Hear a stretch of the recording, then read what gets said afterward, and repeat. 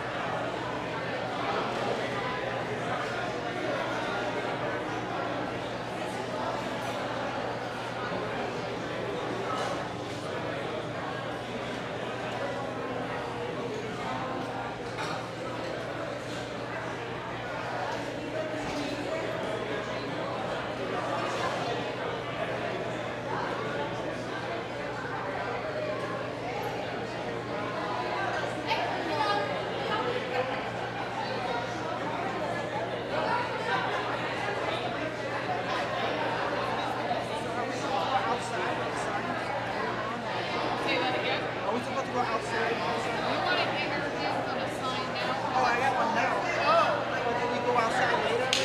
Oh. that's for your yard. Like it's a yard sign. It's got the H on, right?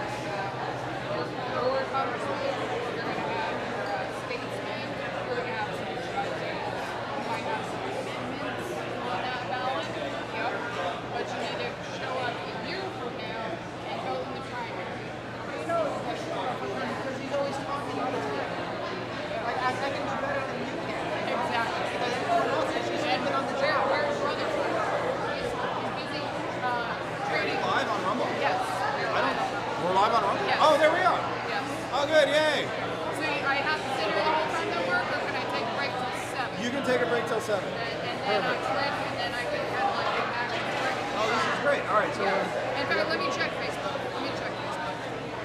I see Facebook now. You see Facebook's up. Hi, everybody. Wait, oh, over here. Hi. All right, we're good.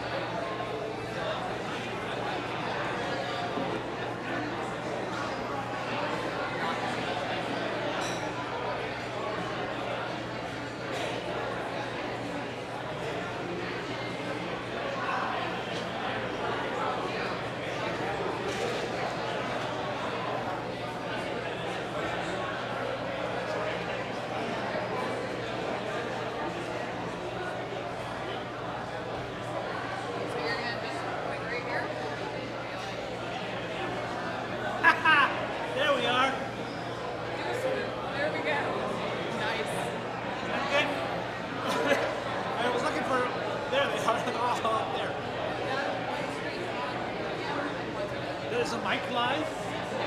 Can't hear us? Somebody who's gonna dice bread.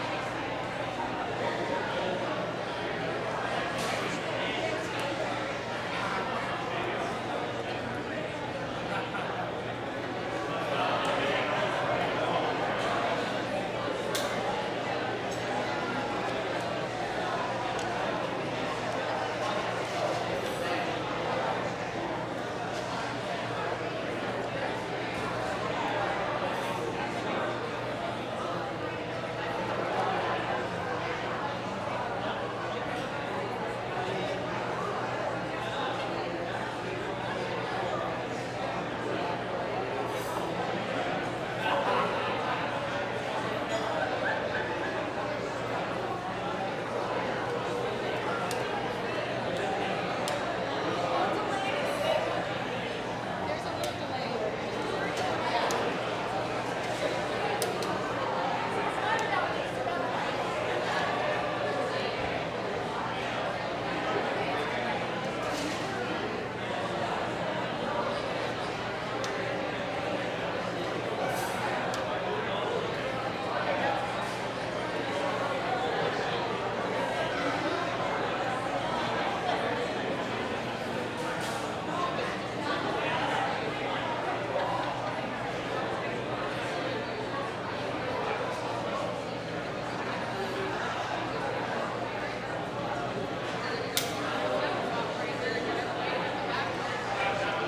Just wait. Right there. You're on.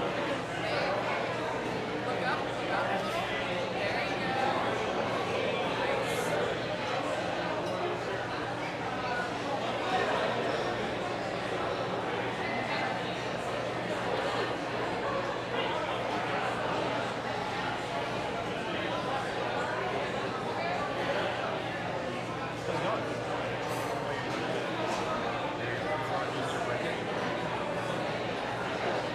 Hi, everybody. Hi, can you guys hear me? Thank you so much for watching. Don't forget to share. Also, there's a QR code that you can use. You know, you guys know what to do with QR codes. I don't have to tell you. If I do, ask somebody else. Oh, look, there's me waving at you.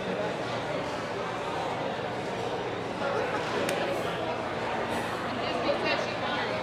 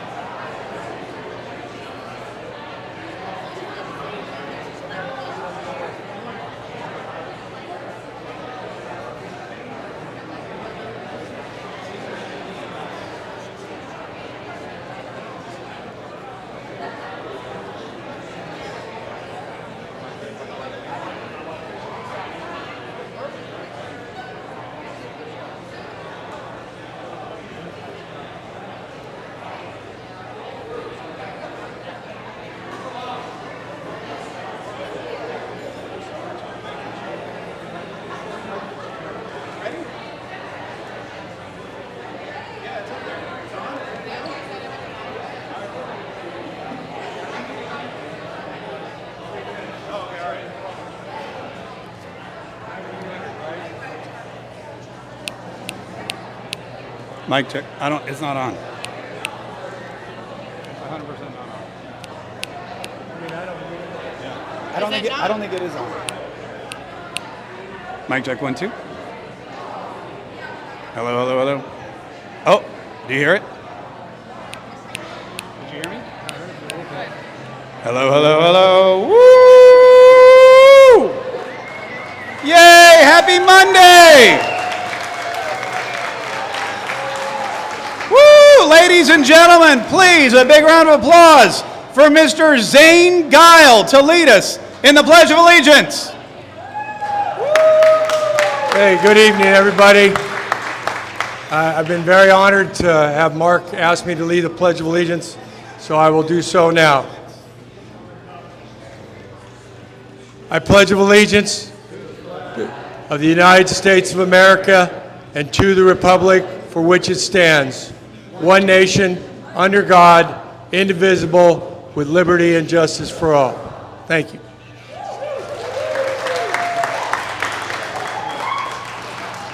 And ladies and gentlemen, for our invocation today, please welcome Pastor Jordan Wells. How you guys doing? Everybody bow their heads, please. Dear Heavenly Father, we come before you right now, and we ask you for mercy on our nation. Continue to bless our nation. Continue to bless our president. Father, give him wisdom. Father, let him have insight, spiritual insight, to see those who he should endorse and who he shouldn't endorse. Father, give him wisdom, Father, to be able to see the snakes, to see those that have bad motives. We pray that in this next election, you would give us a great victory so we can continue to make America great. Father, I pray for the candidate today, Mark. I pray for his campaign, Father, that you would continue to be with him and continue to be with his donors and those who support his campaign. Bless Jacksonville and bless the state of Florida. As elections come up, we just pray that Florida will be a blueprint for the rest of the country. In the mighty name of Jesus, I pray. Amen. Amen. All right. So I'm just honored to be here. I'm thankful to Mark that he's allowed me to speak for a few minutes, not only just about me, which I'm going to share because I'm actually running for office. Some of you can't vote for me, but it's good to know that we have school board elections coming up in Jacksonville. And not just Jacksonville, but around the country, we know that the school boards have been under attack. And for a long time, Republicans fell asleep on our school boards. Until a few years ago during COVID, we began to see something very dangerous happen in the classroom. We begin to see teachers become activists and not educators. And it is not the job of educators to indoctrinate children or students. I am a person that, yeah, you can clap for that. I am a person that has been in education for almost 10 years now, educating students. I have a great love, and that's why I'm here for what Mark is doing in national politics. But how many know that national politics start at home, right? We saw that during the Biden administration, right? When he was locking the whole world down, we saw Florida jump in the fight and say, not our Florida, right? And so our school boards need to lead the nation. And right now in Jacksonville, we have a conservative school board, but we're going to make it more conservative, right? Because we don't need activists on our school board, right? We need educators who are going to teach our kids reading, writing, and arithmetic. They don't need to know about gender. They don't need to know about any of the other things. They don't need to have gay flags in the classrooms or BLM flags in the classrooms. We need educators that are going to teach our kids to have patriotism and love their country and not to sit down during the Pledge of Allegiance. It's an honor to be in this country, and we need educators and people on the school board that are going to bring back patriotism in the classrooms. So I'm running for District 4. in Jacksonville. And you can, and I'll give you some flyers while I'm around. You can come ask me about it, and how I can help you understand that. Don't sleep on school board. I know we see the fight going on in Washington right now, but we have to focus on our local elections. We have a mayor's elections, a great mayor candidate right here that's running, Ron Armstrong, and we cannot allow our city to be taken, right? We don't want to see what's happening in New York. Anybody see what's going on in New York? Yeah, we don't want that in our Florida. We don't want that here. And so I am just thankful for Mark, and I support his campaign because we need people, and one of the most important things he's fighting for that I like is term limits. How many? I believe in term limits, right? I was just telling them there's a lady in Congress that was literally wheeled in a wheelchair to vote. And I'm thinking, at this point, you need to go enjoy your grandchildren, and you need to go on a beach somewhere and enjoy. But if you have to be wheeled in to vote, and somebody has to hold your hand, that means you've been in Congress for too long. So we need a fighter like Mark that's gonna say, get out of there, you ran your 4 to 8 years, you gotta go, right? You gotta go. So I'm pleased join me in welcoming the former producer of the Mark Kaye Show and current midday host on 100.7 The Promise in Jacksonville Country, 100.3 MS, Hannah Guile. All right.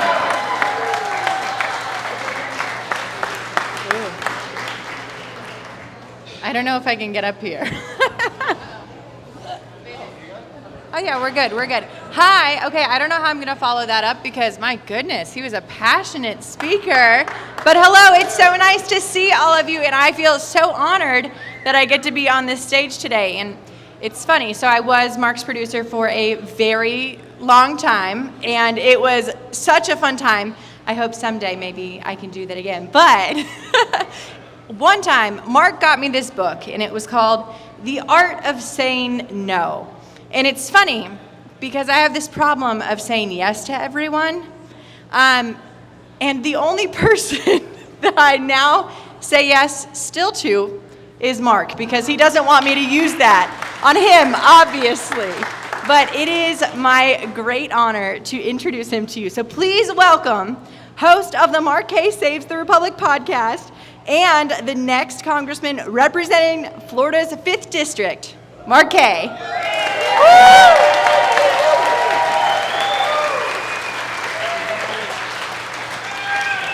By the way, I remember buying you that book. It was called The Art of Saying No, and it worked, because 2 weeks later I said, hey, did you read that book I bought you yet? And she said, no. So it's a great book. Also, it's Hannah's birthday today. And I'm not going to tell you how old she is, but I will tell you this. When Hannah was born, Nancy Pelosi had already served 15 years in Congress. So please, we should probably just sing happy birthday to Hannah, because it would really embarrass her. 1, 2, 3, happy birthday to you. Happy birthday to you. Happy birthday, dear Hannah. Oh, she's 30. It says it right there on the cake. Yay! Wow. Thank you so much. Thank you so much, Hannah. I appreciate it. And thank you, Pastor Wells. How great is that guy? All right, thank you very much. Jordan Wells is running for school board, and this is what they don't tell you. School board is an actually very important job. School board, city council, the people that make the laws where you live, those are the important jobs. President, kind of important. Senate, moderately important. House of Representatives, not important at all. But the school board and the city council, those are the people that affect your lives. And sadly, most people that vote, they don't even know who they're voting for. So get to know him. He's a good guy. He's got a great platform, and he's going to do a lot. Also, Ron Armstrong's here. I didn't know he was coming. I like Ron for 2 reasons. Number 1, he makes coffee for a living. And number 2, he wants to fire Donna Deegan. Right? 2 of my favorite things. Ron Armstrong's running for mayor, so get to know him as well. My name's Mark Kaye, and I hope to be your next congressman. I got about 2/3 of the room, but that's okay. I have a whole year to get the other third because today is 1 year until primary day. Today is 365 days until we can go to the polls and vote and retire John Rutherford. All right, good. So I got like 100% of the room on retire John Rutherford and 2/3 on vote for Mark Kaye. So I know which way to send my messaging. This is very exciting, and I appreciate everybody being here. I want to thank you for coming out today, and I see all the hats, all the yard signs, all the donations. Thank you so much, because once again, we are a very grassroots campaign. We are doing everything on our own. We don't take money from PACs or donors or people that make munitions for wars in Ukraine. We don't do any of that. They give their money to the other guy. So we're out here selling hats and yard signs and asking for your donations. And if you're watching at home, there's a website, there's a text number you can text to. It's all digital. You get an email, a receipt. It's all on the up and up. And we know that we're not going to win with money. We're not going to beat John Rutherford when it comes to money, but we also know we're not going to beat John Rutherford without money. So any money that you can give, remember, you're investing not just in my campaign, but our campaign and our future as we send more conservative, combative Republicans to Congress, which is basically my entire platform. Also, thank you to Sneakers. How great is this? Sneakers is amazing. Not a lot of establishments would go out on a limb and hold a political rally, but they were like, sure, bring it on. So we love them, and if you're ever in town, they do football games, they do soccer, they got all kinds of, there's a NASCAR hanging on the wall, which hopefully is sturdy and secure, but it's a great place, and bring your family and keep coming back. And don't forget to tip your waiters and your waitresses and your bartenders, and just because there's no tax on tips anymore, don't skimp. It's not like, oh, I don't have to give 20% anymore. No, give them the 20% anyway, and let them keep more of it, because they really do deserve it. And thank you again for coming out on a Monday night. Like I said, we're here because in 1 year, we're hoping to elect a new congressman in this area. John Rutherford has been your congressman for about 10 years, and in that 10 years, he's done 0 town hall meetings to meet his constituents, which means that in the last 10 years, John Rutherford and I have done the exact same number of town hall meetings. Isn't that amazing? He doesn't like to come out and talk to people. He doesn't like to tell people what he's doing, probably because he doesn't want you to know what he's doing. I have no problem with that. I have a podcast, and every single day for 90 minutes, I get on the internet and I tell you exactly what I'm doing and exactly what I'm thinking. And probably I talk way too much from time to time for some people. But does anybody here listen to my podcast, Mark Kaye Saves the Republic? No show of hands, just scream and yell. Fantastic. If you don't listen to the podcast, definitely do, because I used to work on the radio. I don't know if you guys know that. We invited the radio stations here. We invited all the news people here. They didn't show up because, quite frankly, I think they're scared of this many conservatives in one room. I'm pretty sure the news media was like, there's going to be how many conservatives in one room? Yeah, we'll just print the press release. But I used to work on the radio, and I had a radio show noon to 3 every single day. We got the job, Hannah and I, after Rush Limbaugh passed away, which was a very sad day. And I remember sitting there thinking we knew that Rush had passed, and we were waiting for the announcement from his wife. And I turned to my then producer. I said, I'm really sad, but I feel really, really sorry for the poor schmuck that they find to take over Rush Limbaugh's spot. And then I got called into the office, and I found out I was the poor schmuck that they'd chosen to take over Rush Limbaugh's spot in 6 cities around the country.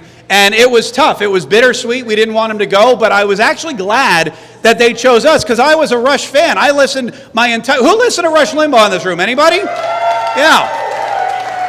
Whoever listened to Herman Cain? You guys know Herman Cain? I had the honor and privilege of being mentored by Herman Cain and working with Herman Cain and being able to fill in for Herman Cain and go out to the bars with Herman Cain, which is an amazing experience. Can I get a shucky ducky for the late great Herman Cain real quick? Shucky ducky, everybody. Yeah, there we go. Herman Cain was amazing. He came out, I'll never forget this. He said to me, Mark, if you ever meet a black conservative, they are really conservative. And I said, why is that? He goes, Ain't no black person go through what I go through as a conservative. The names you get called, you get ostracized by your friends and family. Everywhere you go, people look down on you. But he was conservative to the core, the most conservative man I ever met. And now, years later, he passed away, right after that Trump rally in Tulsa from COVID. But I know that if he saw what was going on with President Donald Trump and the Republican Party, if he saw the record-breaking number of African-American voters, the highest percentage of black vote for any Republican president in history, I know that he would be thrilled. He'd be thrilled, and he had a lot to do with that. There are more black conservatives now than ever. There's more Latino conservatives than ever. There's more suburban white soccer mom conservatives than ever before. There's more young conservatives. Where are my young conservatives? I saw a couple. Where's Michael? Michael's back there. TPUSA. You guys ever been to a TPUSA event? I have to tell you, it's the craziest thing. They're all young. They're all conservative. None of them drink anymore, which is a wild thing. I was like, you guys are 21, right? They're like, yeah, no, we're good. But it is wild to see how Donald Trump has changed the Republican Party and how everybody now seems to be conservative. Well, everybody except for John Rutherford. It seems like the more conservative everybody else got, the less conservative John Rutherford got. And I don't understand it because I'll be honest with you, I voted for John Rutherford a couple of times. And I voted for him because he was a Republican. And I voted for him because I thought I was sending a constitutional conservative Republican to Washington, D.C. And then years later, I looked at his voting record and I realized his voting record is not constitutional, it's not conservative, and it's more the voting record of a Democrat than of a Republican. In fact, you know what? If you guys aren't familiar with John Rutherford's voting record, because not a lot of people are, I brought a copy here. Let me show you real quick. So, this is John Rutherford's voting record over the last few years. It's very soft. It's 3-ply. John Rutherford voted to send billions of dollars to Ukraine, not once, not twice, but 7 times, to the tune of $350 billion. And as we heard today in the Oval Office, that was something that President Donald Trump said should never have happened. Not only did John Rutherford let it happen, he donated $350 billion of your dollars to the cause. John Rutherford voted to allow your tax dollars to pay for transgender reassignment surgery and abortions for our military men and women. John Rutherford voted, look, my wife, by the way, said, don't say mean things about John Rutherford. I just want to point out, I'm just reading his votes. I'm just reading the way they got. I don't have to say anything mean about John Rutherford. His record says everything about him you could possibly want. 87,000 IRS agents. Do you think John Rutherford voted for or against 87,000 new IRS agents? He did. He voted for them. So this is John Rutherford's. Does anyone need it to go? If you need to go to the restroom, here's John Rutherford's voting record. You can just take that with you. But look, I'm not here tonight, again, to talk smack about John Rutherford because, quite frankly, he's only got 365 more days in office.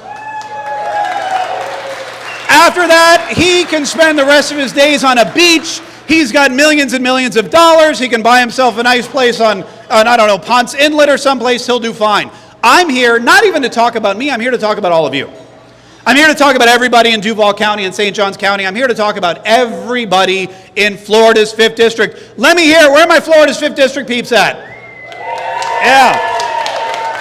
Registered Republicans in Florida's 5th District, I'm here because just like you, I realized we don't have the representation we thought we all had. We don't have the representation we voted for. We have a representative who votes with the Democrats almost as much as the Republicans. His voting record from Heritage is an F. 52%. It was my same record in high school algebra the first time. I did better the second time. I think I got like a 76. I was able to graduate. But 52 is an F in any standard. And we've got other representatives like Aaron Bean, who's right next door. He has a 96. And they share a lot of the same constituency. Kat Kamak in District 3, she has a 94. In fact, we're surrounded by conservative, combative, constitutional conservatives. We just don't happen to have one here in Florida's 5th District. That'll all change in 365 days. with your help. Now, I've gotten to meet a lot of you, and I appreciate everybody being here, and I appreciate, like I said, you coming out on a Monday night. A lot of people have been asking me, what qualifies you to be a congressman? Mark Kaye, you're a podcaster. You were on the radio. What qualifies? Do you have any qualifications whatsoever to be a congressman? And I'd like to let you know that, yes, indeed, I have all the qualifications to be a congressman. Because according to the Constitution, which is what I follow, there are 3 requirements. You must be at least 25 years of age, and I am doubly qualified for that. I am twice as qualified as any 25-year-old to be a congressman. You must be a citizen of the United States of America. And for the last 25 years, since I was able to escape the tyrannical communist dictatorship of Canada, I have been an American citizen. Thank you very much. By the way, they make you kill a beaver and spit on a maple leaf to become an American citizen. It's really kind of crazy. But the other requirement is that you must live in the state where you want to be a representative. And not only that, but I live in the district. And not every congressperson can say that. There are congresspeople that carpet bag and go to other districts. I'm not one of them. I live right here. I live on South Side and Bay Meadows. We come to the beach. We come to Sneakers. We go to Atlantic Beach. We go downtown to Jags games. We're all over the 5th District. We know it better than anyone. And thank you very much. You guys, I know they're like, yeah, I've seen you. They're like, I see you guys all over. And as far as my platform goes, we've been handing out palm cards. We have a lot of palm cards out there. In fact, we have a lot of volunteers. That's how I knew this was a thing. As soon as I just even breathed the whisper, I think I might run for Congress. Volunteers came out of the woodwork. One of them is Cody's in the back. Cody's over there. Cody called me up and he goes, Mr. Kaye, I would like to volunteer for your campaign. And I said, what do you do? He goes, I make lists. And I go, what do you make lists of? And he goes, pretty much anything. And honest to God, 2 weeks later, he came back and he had lists of everything. Republican voters, Democrat voters, donors, how much money they gave, how much money they didn't give, their maiden name. You're all on one of Cody's lists, by the way. He knows everything about you. And if you gave money tonight, you're going on the nice list. And if you didn't give a donation yet, you're going to stay on the naughty list, but we've got a year to get you over there. Cody is in charge of our volunteer program, so if you'd like to volunteer in any capacity, please see Cody before you leave, and he's going to get your information, but like I said, he's probably already got it. And we're going to be building this campaign on volunteerism. We're going to be building this campaign with volunteers, but we had a guy who volunteered, a graphic designer. He made our palm cards, and he said to me, he goes, what's your platform? And I said, what do you mean? He goes, what do you stand for? And I said, you know what, I'll show you my platform. You guys want to see my platform?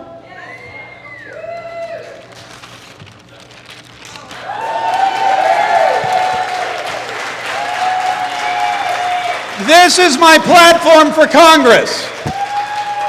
You may know it by its other name, the Constitution of the United States of America. And he goes, the Constitution is your platform? And I said, yes. Shouldn't it actually be every congressperson's platform? This is the blueprint that our constitutional republic was built on. It's a list of rules. This is the training manual for Congress people, yet I don't think a lot of them have actually ever read it. Yeah, and it's really interesting because I've read the Constitution a lot. I study it a lot. And the Bill of Rights is a really interesting document if you've never read it. Not only does it tell Congress what they can do, but it actually specifies what you cannot do. In fact, it tells you what you cannot do before it says, Congress shall make no law respecting an establishment of religion. Make no law. What does Congress do? They run to Capitol Hill and they make all these laws respecting establishments of religion. Second Amendment, you guys probably know that one by heart. Who knows? Anyone here familiar with the Second Amendment? Yeah. I figured. Anybody here exercising their Second Amendment rights right now? Good. You probably want to keep that on the down low. We're live streaming this, by the way. The Second Amendment, a well-regulated militia being necessary to the security of a free state, the right of the people to keep and bear arms shall not be infringed. Well, what do these people do? They go to Congress and they start infringing on your rights when the document tells you you're not supposed to do that. In fact, Congress, I was not joking earlier, is the least important job. They're basically just supposed to go to Washington, D.C. and vote no on everything. They do the opposite. They're supposed to go to Washington, D.C., and they're supposed to protect every one of us from big government. They're supposed to protect us from the government. And what do? They protect the government from us. This is what we stand for. Whenever Congress goes to work and they introduce a new bill, whenever Congress goes to work and they stand up and say, hey, we're going to pass this law or we're going to pass that law, what are they saying? They're saying, A, we're going to spend some more of your money, or B, we're going to put a new regulation on you. So every bill that comes forward is either we're stealing your money or we're stealing your freedom. And everybody should be voting no. In fact, when I go to Congress in 365 days from today, well, when we win the primary in 365 days from today, thank you, and I go to Congress, I'm a no on pretty much. You're going to have to hard sell me on being a yes. In fact, I may get a new hat, and I may wear it onto the floor, and I may introduce myself to Speaker Johnson or Jeffries, depending. And the hat's just going to say, I'm a no. And if you want my yes vote, if you want me to tax the good people of District 5 more, if you want me to take away some of the freedom of the good people of District 5, you're really going to have to hard sell me. Why? Because I'm going to have to come back here and do a town hall meeting, unlike John Rutherford, and explain why I voted for that bill. And I don't want you guys screaming at me because I know a lot of you, and Angelica's very loud. She scares me sometimes. I don't want her yelling at me. I want to go up there and make you people proud. Now, the interesting thing about Congress, and there's a lot of infighting. There's a lot of Republican infighting. There's a lot of Donald Trump posting about Thomas Massey, and there's a lot of Ron DeSantis posting about every other Republican in the state of Florida, which, by the way, how great is Ron DeSantis? That guy, I love Governor Ron DeSantis. Wasn't a huge fan of candidate for President Ron DeSantis, but Governor Ron DeSantis is my favorite governor. We had the opportunity on Saturday night to go have dinner with him, and by have dinner with him, I mean I was way in the back and he was way in the front, but we were in the same room. And he got up, and my kids got a photo with him, and he got to speaking, and he pointed out all these things that makes Florida great. Florida is truly, Pastor Wells called it the blueprint. We should probably call it the red print. But it is the blueprint for the rest of the country. The fact that we got DEI out of schools. The fact that we have, when Ron DeSantis ran, this was a blue state, it was a purple state. There were 300,000 more registered Democrats than Republicans. Fast forward, 8 years later, there's 1.2 million more Republicans than Democrats. Yeah, that is a baffling statistic, especially when you realize Donna Deegan somehow became our mayor.